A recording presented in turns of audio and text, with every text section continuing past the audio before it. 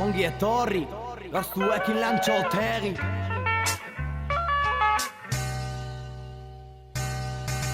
¡Ay! Comienza la visita, educación alternativa pa' chavales que no son de silla. Prefiero enseñar valores que estar 6 horas con las mates en el cole. Aquí educamos, vamos de la mano, curramos, aprendemos del arte urbano. También hay sitio para la lectura y la escritura. Es una chabola humilde pero nos la suda. Respiramos aire fresco con la naturaleza. El día empieza con la poda y la limpieza. Camino al semillero. El olor del verde césped me llega primero. Hey, aquí ponemos la semilla. Salen primeros brotes. Si los aprecias salen antes. Son pequeños vulnerables y crecerán, se harán fuertes como robles.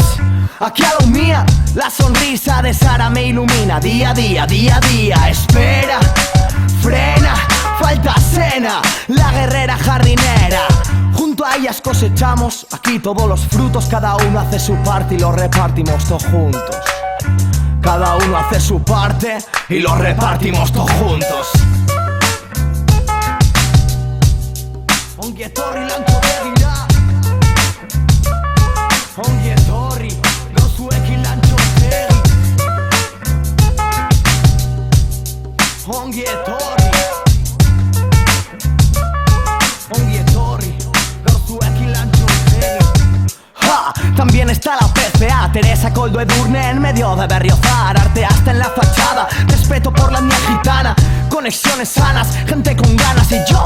Aquí hay sala pa' culturizarse a través de películas de hoy y las de antes. Desprecias a gitanos por su condición. A ver si llegas a la suela de lo que hizo Camarón.